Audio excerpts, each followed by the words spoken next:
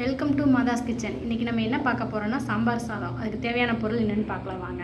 தக்காளி 1, பீன்ஸ் கொஞ்சம், உருளைக்கிழங்கு 2 பீஸ், கேரட் 1, கத்திரிக்காய் 3, வெங்காயம் கொஞ்சம், பூண்டு கொஞ்சம், கருவேப்பிலை தாளிக்கிறதுக்கு 2 ஸ்பூன் சாம்பார் தூள், 1 ஸ்பூன் மிளகாத்தூள், தேவையான அளவு உப்பு, தேவையான அளவு எண்ணெய், ஒரு சின்ன நெல்லிக்காய் சைஸ் புளி, கடுகு, மஞ்சத்தூள்.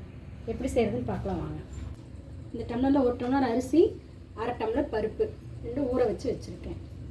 எப்படி செய்கிறதுன்னு பார்க்கலாம் வாங்க. கொஞ்சமாக எண்ணெய் ஊற்றிக்கலாம்.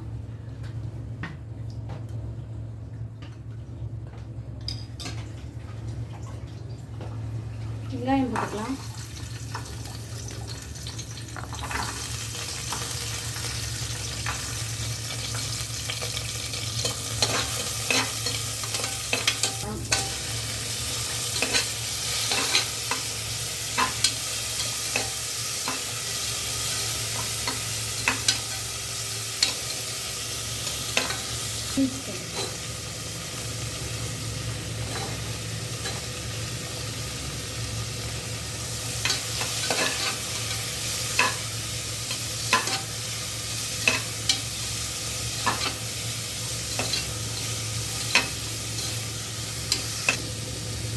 கத்திரிக்காய்,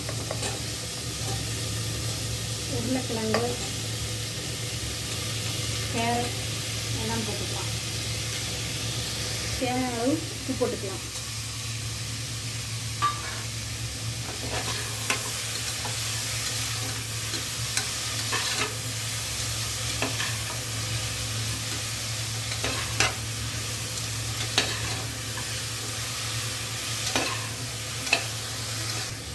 அரை டீஸ்பூன் மஞ்சள் தூள்,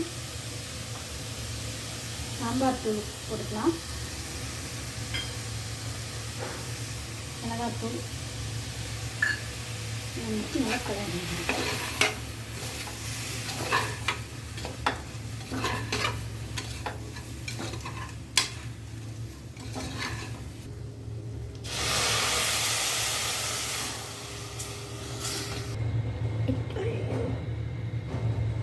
நல்லா கொதிச்சிருச்சு. அரிசி பருப்பு கலந்து போட்டுக்கலாம்.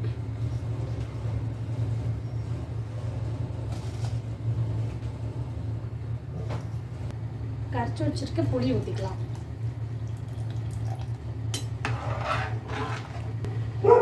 மூடி வச்சு 5 விசில் விடலாம். ஓப்பன் பண்ணி பார்க்கலாம்.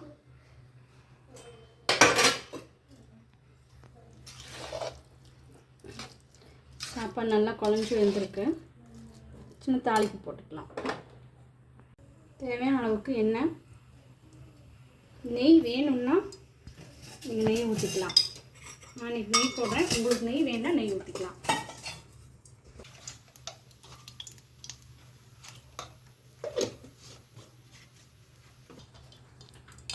கடுகு போட்டுக்கலாம்.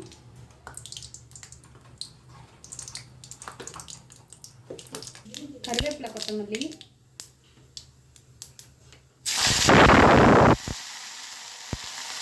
சின்ன வரமிளகாய், பெருங்காயம் நான் சொல்லலை, உங்களுக்கு வேணும்னா பெருங்காயம் போட்டுக்கோங்க.